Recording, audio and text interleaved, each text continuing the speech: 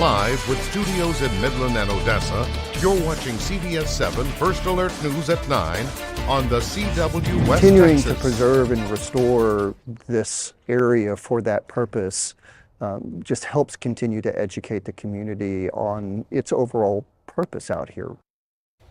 I-20's Wildlife Preserve won an award earlier this month, and it's helping a team of researchers at UTPB understand plant-pollinator relationships. We've got the full story in just a few minutes. Thanks for joining us for CBS 7 News on the CW, and thanks to those of you joining us live from our CBS 7 YouTube. I'm Laura Munt, and we start tonight with news on the Panhandle wildfires. Across the state, Chevron, ConocoPhillips, Diamondback Energy, and Permian Resources and Pioneer Natural Resources have joined together to offer support to those affected by the recent catastrophic wildfires. Over the last month, all of Texas has been stepping up to help those affected by those wildfires. And the fires have burned over 1 million acres in the Texas Panhandle, killing at least 2 people and destroying more than 500 structures. Because of these fires, the Amarillo Area Foundation's Panhandle Disaster Relief Fund was started in order to help these victims. So far, they've raised $1.3 million, and out of that $1.3 million, local energy companies have donated over $200,000. We've always felt it was the right thing to help people when we could, and we've done that here locally, and felt like it was the right thing to do to take part in some of the efforts to help the people that were impacted by the fires. Chevron was also one of the many energy companies to donate, and they say in their statement, quote, "We are grateful for the stewardship demonstrated by the Amarillo Area Foundation in directing these funds where they're most needed in an efficient manner. Our thoughts continue to remain with everyone impacted by the devastation that the wildfires have caused." And research at Midland's I-20 Wildlife Preserve may soon help its ecosystem stay healthy. The preserve has acted as a living laboratory for Evelyn Guerrero and about 15 other UTPB professors, students, and researchers. They're researching plant-pollinator relationship networks. Guerrero leads a team of 15 students and other professors and researchers. They came out to the preserve every week for over a year to take data and observe plants. She presented the research at the Texas Academy of Science conference and on March 1st and won first place in terrestrial ecology and management. So as of right now, we have recorded over 1,650 interactions between plants and pollinators. And all of this work is taking a lot to do. So it's a lot of, it's a long process to get all of this ordered and then analyzed. When complete, the preserve will have baseline information that helps them choose what plants to maintain and which ones to remove. It also provides a platform for more research like this at UTPB and beyond. And UTPB is also adding more to its Midland campus with new buildings, recreational space, and expanding its academic programs. Expanding those academic programs will help the university meet the needs of employers in the area. And according to UTPB, 190,000 workers are needed between now and 2040. A very specific focus on what's needed in the Permian Basin. And we know that healthcare has huge shortages, teaching has huge shortages, accounting, engineering. So at the Midland campus, we want to be able to expand those programs that make such a big difference in the workforce shortages. UTPB will be working to expand those programs for the next 5 years, and the total cost for all of that will be approximately $70 million. We're going to take a pause now and talk your weather forecast with Chief Meteorologist Tom Tieferteller. Tom, what's it going to look like this Easter weekend? Well, we are going to see a little more wind in our forecast and things warm up quite a bit. Here are the numbers. We saw a warm one today across the area with temperatures into the mid-80s. More of that in the forecast, but by Easter Sunday, that's going to be the real deal when it comes to some wind in our forecast. And look at those temperatures up into the mid to upper 80s by then. Some areas will be pushing 90 degrees by Easter. Here's a look at our live iCam in Pecos right now. Interesting sunset out there. there. And we're still dealing with some breeze across parts of the Permian Basin as those gusts are below 30 miles an hour at the present time. So good news there. And we have this red flag warning. It's expired for this evening. So good news there. Fire danger concerns are going down, and we're going to see a quiet one in the forecast. Overnight tonight with temperatures in the mid-50s, but get ready for a bout of wind coming up on Sunday. Saturday looks to be the best day for those Easter egg hunts. Thank you, Tom. And now that you've got your weekend weather, how about we give you some weekend plans?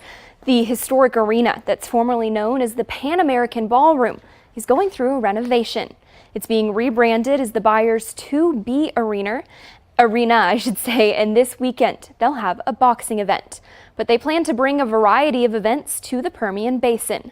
The new leaders of this facility say they want to focus on making it a sports complex so that sporting events like boxing, wrestling, and mixed martial arts can become more popular in the area. However, they'll also host events like music festivals and cultural celebrations just to mix it up a bit. That's because the new owners aim to turn this arena into an international complex for West Texans to enjoy. We believe that these types of international events help so that the people here can have a distraction and to also benefit the community fostering the sport.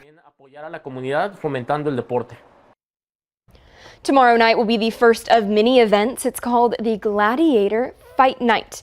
They hope it'll bring help to the community. And the city of Odessa is having another free Easter egg hunt this weekend. It's one hosted by Parks and Recreations Department, and it's Saturday at Sherwood Park. The hunt starts at 10 a.m., but it's recommended that you arrive a little early just to get a good spot. There will be prizes, a food truck, and a lot of activities for kids. Being able to do something special together, also meeting other families, maybe it's at the craft area, maybe it's at the food truck, getting to make those connections is what it's all about. Like we said, this event is free for all the attendees, and the Easter Bunny will be there for some pictures. And if that doesn't pique your interest, be sure to check our website, CBS7.com, for a list of local Easter-related events. We've got everything from egg hunts to church services. You'll find everything you need to know for your Easter weekend plans. And today is Vietnam Veterans Day. It's in order to honor those who gave the ultimate sacrifice. They held a pinning ceremony in Midland. 12 veterans were honored at the Permian Basin Vietnam Veterans Memorial. The first Vietnam Veterans Day dates back to 1974, and these pinning ceremonies serve as a thank you to those veterans and their service. The event's organizers and attendees say that the ceremonies are important to show veterans that they're welcome home and that they're cared for. But it's just amazing to me. I just want them to know that I don't know, but I know. And that I care. These guys that did, and they saw unspeakable things. Many of them did. So the chance to be recognized and the chance to be with your friends and your buddies. All living veterans who served on active duty from November 1st, 1955 to May 15th, 1975 are eligible to receive their lapel pin. Next year marks 50 years since troops were pulled out of Vietnam and returned home. And across the state in less than a week and a half, visitors will inundate East Texas, hoping to catch a glimpse of the total solar eclipse. And with all those extra people comes extra demand for things like fuel and food. As JD Conte reports, emergency officials are advising you to be proactive. Before you do this, you might want to do this as the population of East Texas doubles or even triples in some places ahead of the eclipse. Authorities are encouraging East Texans to be ready for heavy traffic around the April 8th eclipse. Part of that is being ready with a full tank of gas. Brandon Moore, the emergency management coordinator for Smith County, says families should have a plan. In 2017, for example, kids weren't getting off school buses till like 10 at night, and that eclipse then was even earlier than ours will be. So have a traffic plan, have an internal family plan. As thousands of people visit East Texas, gas prices could also rise with increased demand. You'll likely see gasoline prices fluctuate, go up a little bit. Certainly some of that could be from the demand of of the eclipse and people coming to Texas, and also the switch over to summer blend gasoline, which is more expensive. Moore is confident in the supply of gas ahead of the influx of visitors, although it will take longer to get to the gas station. They have also been trying to stock up and have their resupply done pretty close to right before the eclipse. This room at the Smith County Emergency Operations Center will also be fully staffed. Representatives from agencies throughout Smith County will be helping responders navigate through increased traffic. So we will try to mitigate that as much as possible by using software and other applications to help navigate them around the really tough traffic. JD Conti, KLTV 7 News. AAA has a warning for drivers. You'll likely pay more for gas this spring. According to a AAA spokesperson, the early spring surge in oil prices was likely caused by Ukraine's targeting Russia's oil infrastructure. But gas prices will now likely resume their usual slow and steady seasonal increase, with spring break and summer vacations just ahead. AAA also says that new data shows gas demand dipped slightly last week, but while a lower demand usually helps push gas prices lower, AAA says that they remain elevated as a result of rising oil prices. The national average is $3.53. That's 24 cents higher than a month ago and 10 cents more than a year ago. Still ahead, we're taking a look at Easter holiday traditions from around the world.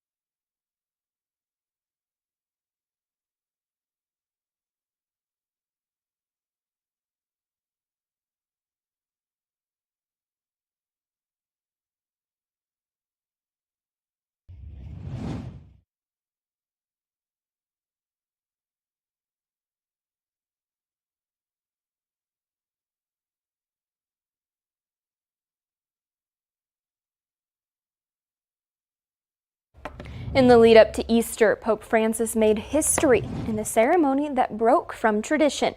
On this Good Friday, there are celebrations happening around the world to mark the Holy Week. CBS's Leah Minkshin reports from London. From his wheelchair, Pope Francis washed the feet of 12 inmates Thursday inside a prison on the outskirts of Rome. The 87-year-old pontiff sealed each moment with a kiss and a smile. Many of the women were brought to tears. This was the very first time that women exclusively had their feet washed by a pope. That's never been done before in the history of the church. And what does that, message does that send to the world heading into Easter? He sees the church not as a haven for the perfect, but a field hospital where everyone is welcome. CBS News Vatican consultant Father Anthony Figueiredo says the Pope seemed in good spirits. He's been in hospital several times, but this is the Holy Father, Pope Francis, who wants to go to the end and love to the end. Holy Week celebrations are taking place all around the world, from Spain to the Philippines to Guatemala. I've never seen anything like this. Despite ongoing tensions in the Middle East, Christians in Jerusalem are marking the holiday with a procession down the cobblestone path where tradition says Jesus bore the cross to his crucifixion.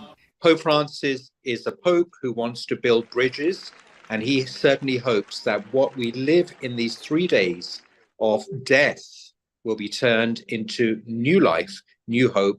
Hope for war-torn regions and these inmates, who the prison director says already got a ray of sunlight from the Pope. Leah Mishkin, CBS News, London. Good Friday is a part of the Christian Holy Week, which ends with Easter Sunday, when Christians celebrate Christ's resurrection from the dead. Well, I think Saturday is going to be the best day for the Easter egg hunts because the wind, the warm temperatures, they're back in a big way Sunday. We'll talk about that coming up next.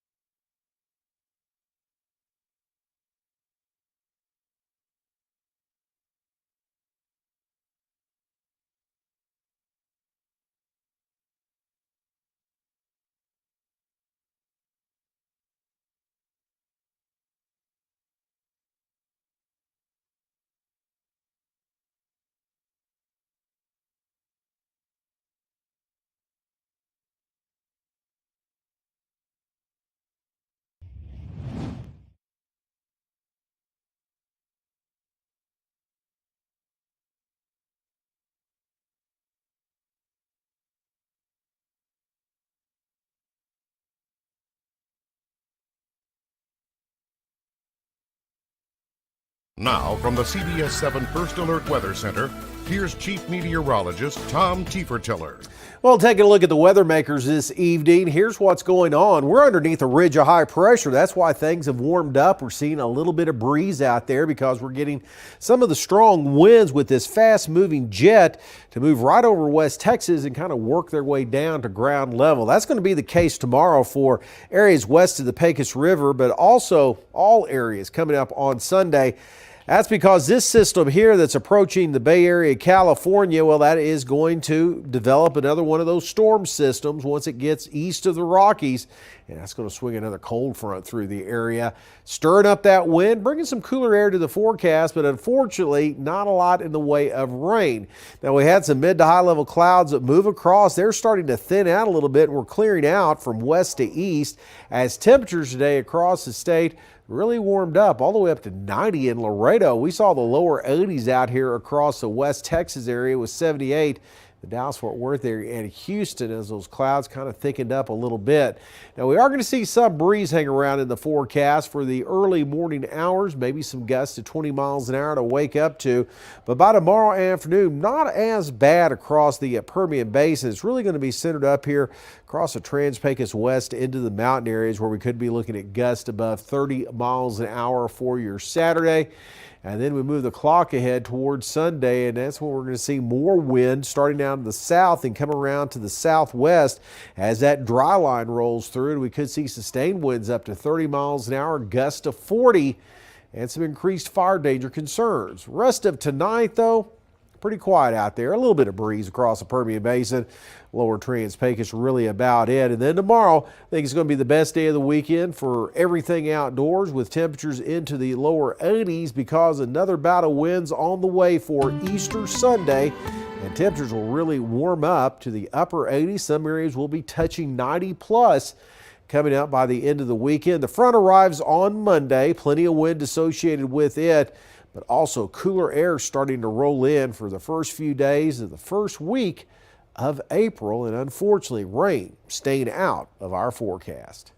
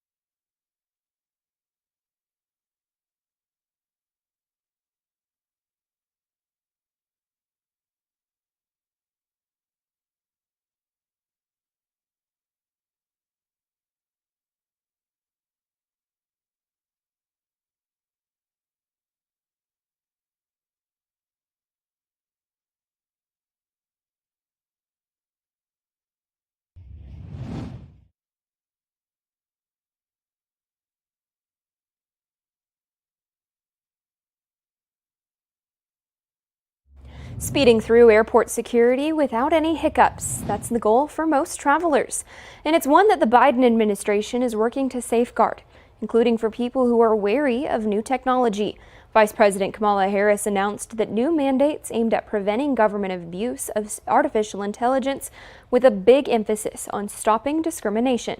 Ivan Rodriguez has more on the protection and what they mean for TSA screenings. Under the new requirements taking effect at the end of the year, agencies using AI tools will have to verify that they don't endanger the rights and safety of Americans. They'll also have to publish a list of AI systems that are currently being used and the reasons for using them. Don't feel comfortable using the facial recognition technology at airports? No problem. That's the message from the Biden administration as it rolls out new safeguards to protect Americans from government abuse of artificial intelligence. When it comes to anything regarding personal data, there is definite worry that that information is being used elsewhere. Under the requirements, which take effect December 1st, travelers should be able to refuse facial recognition scans at airport security without worrying they'll be delayed or lose their place in line. There is going to be a good portion of people that are breathing a sigh of relief, knowing that they don't have to opt in to anything regarding personal data when it comes to their travel experience. Some travelers seem unconcerned and say AI is already the norm. We're already using it for our phones consistently. I mean, just about everybody's doing it. But there's evidence that using AI tools like facial recognition can lead to discrimination, something the Biden administration is also working to prevent in government agencies. There have been numerous studies that demonstrate that facial recognition is less accurate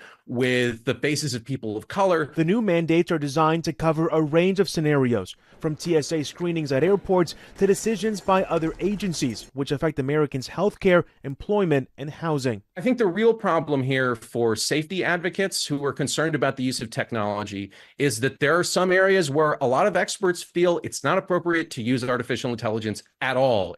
This announcement comes at a time when AI tools are already being used by the federal government. U.S. agencies use machine learning data to monitor things like global volcano activity and even track wildfires. In Atlanta, I'm Ivan Rodriguez.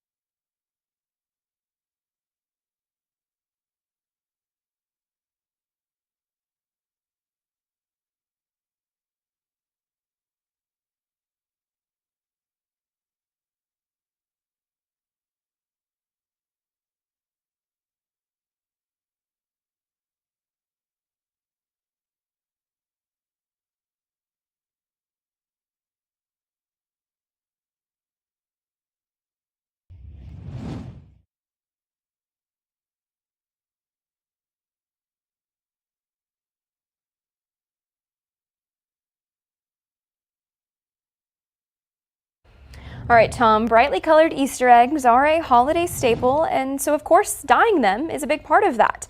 It's an age-old tradition, and workers at one of the oldest egg dyeing factories in Germany are showing us how it's really done. They've got machines here at this chicken farm that run around the clock in the days leading up to Easter.